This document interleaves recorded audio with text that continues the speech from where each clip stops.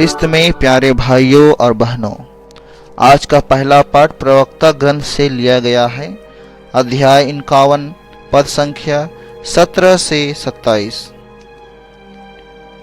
इस कारण मैं तेरा धन्यवाद और तेरी स्तुति करूंगा, मैं प्रभु का नाम धन्य कहूंगा। अपनी यात्राएं प्रारंभ करने से पहले मैं युवावस्था में आग्रह के साथ प्रज्ञा के लिए प्रार्थना करता था। मैं मंदिर के प्रांगण में उसके लिए अनुरोध करता था और अंत तक उसे प्राप्त करने को प्रयत्न करता रहूंगा। वह फलते फूलते हुए अंगूर की तरह मुझ में विकसित होकर मुझे आनंदित करती रही। मैं सीधे मार्ग पर आगे बढ़ता गया और बचपन से ही प्रज्ञा का अनुगामी बना। मैं थोड़े समय तक उस पर कान दिया था और मुझे प्रचुर मात्रा में शिक्षा मिली। मैं उसी के कारण प्रगति कर सका जिसने मुझे प्रज्ञा प्रदान की है। मैं उसकी महिमा करूंगा। मैंने प्रज्ञा के अनुसार आचरण करने का निश्चय किया। मैं भलाई करता रहा, मुझे कभी लज्जित नहीं होना पड़ेगा। मैं प्रज्ञा प्राप्त करने के लिए पूरी शक्ति से प्रयास करता रहा और संहिता के पालन में ईमानदार रहा। मैंने आकाश की ओर हाथ ऊपर उठाया और अपनी नासमझी पर दुख प्रकट किया। मैं उत्सुकता से प्रज्ञा को खोजता रहा और अपने सदाचरण के कारण मैंने वह फलते फूलते हुए अंगूर की तरह मुझ में विकसित होकर मुझे आनंदित करती रही। मैं सीधे मार्ग पर आगे बढ़ता गया और बचपन से ही प्रज्ञा का अनुगामी बना। मैंने थोड़े समय तक उस पर कान दिया था और मुझे प्रचुर मात्रा में शिक्षा मिली। मैं उसी के कारण प्रगति कर सका जिसने मुझे प्रज्ञा प्रदान की है। मैं उसकी महिमा करूंगा। मैंने प्रज्ञा के अनुसार आचरण करने का निश्चय किया। मैं भलाई करता रहा, मुझे कभी लज्जित नहीं होना पड़ेगा। मैं प्रज्ञा प्राप्त करने के लिए पूरी शक्ति से प्रयास करता रहा और संहिता के पालन में ईमानदार रहा। मैंने आकाश की ओर हाथ ऊपर उठाया और अपनी नासमझी पर दुख प्रकट किया। मैं उत्सुकता से प्रज्ञा को खोजता रहा और अपने सदाचरण के कारण मैंने उसे पाया।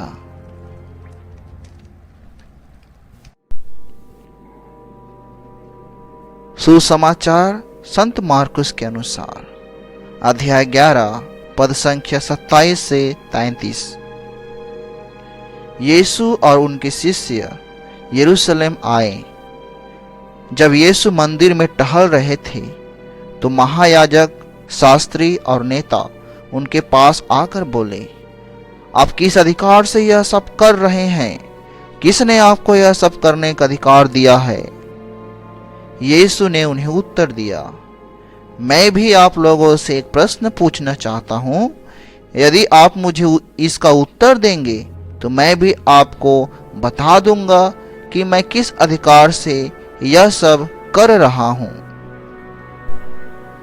बताइए, यूहन्ना का बपतिस्मा स्वर्ग का था अथवा मनुष्यों का? वे यह कहते हुए आपस में परामर्श करते थे। यदि हम कहें स्वर्ग का तो वह कहेंगे, तब आप लोगों ने उस पर विश्वास क्यों नहीं किया? यदि हम कहें कि मनुष्यों का, तो वे जनता से डरते थे क्योंकि सब यूहन्ना को नबी मानते थे। इसलिए उन्होंने यीशु को उत्तर दिया, हम नहीं जानते। इस पर यीशु ने उनसे कहा, तब मैं भी आप लोगों को नहीं बताऊंगा कि मैं किस अधिकार से यह सब कर रहा हूं।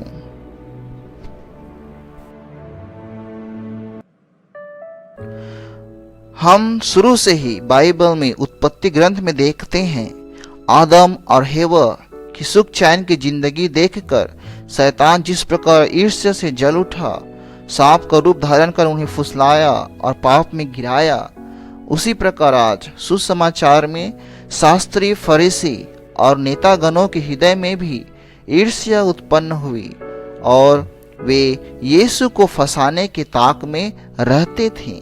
कारण यह था कि यीशु अपने अच्छे वचनों, चमत्कारों के कार्यों द्वारा लोगों को अपनी ओर आकर्षित कर रहे थे। गरीब, दीन दुखी, बीमार से चंगे हुए, मृत्यु से जिलाए हुए और पाप से मुक्त किए गए लोग यीशु के पीछे पीछे चल रहे थे। इससे शास्त्री फरीसियों की ख्याति एवं मान सम्मान को ठेस पहुंची। वे चाहते थे कि सभी सिर्फ उन्हीं की बातें सुने, उन्हीं की सम्मान करें। आज के सुसमाचार में यीशु से वे प्रश्न पूछते हैं कि किस अधिकार से वे प्रवचन और चमत्कार के कार्य करते रहे हैं। इस प्रकार यीशु भी शास्त्री, फरीसी सभी लोगों की बुद्धि को परख लेते हैं। कहते हैं कि यूहन्ना का बपतिस्मा कहाँ से था, स्वर्ग का या मनुष्यों का? दोनों के उत्तर देने में पकड़े जाते, इसलिए बचने का एक ही उपाय मिला, हम नहीं जानते हैं। उनके इस उत्तर से यीशु भी बच गए। वे उत्तर नहीं दिए कि किस अधिकार से यह सब करते हैं। सबसे उत्तम उत्तर तो होता कि यूहन्ना का बपतिस्मा स्वर्ग का था, अतः उसे स्वीकार करना चाहिए। ख्रिस्त में प्यारे भाई और बहनों, हो सकता है कि कई बार हमारे हृदय में भी ईर्ष्या और जलन रूपी सांप निवास करते हैं। दूसरों के अच्छे कार्यों, उनकी उन्नति देखकर हम भी ईर्ष्या और जलन से जलने लगते हैं। उन्हें गिराने, नीचे दिखाने की चेष्टा करते हैं। सोच ले, जब हम उन्नति करना चाहते हैं और दूसरे हमसे ईर्ष्या करते हैं या हमको गिराने की कोशिश करते हैं तो कैसा लगता है? दुख लगता है, हताश लगता है, गुस्सा लगता है।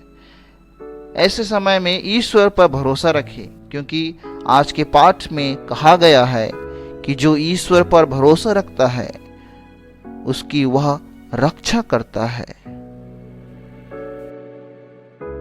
Hi friends, please like, share and subscribe the channel. Thank you.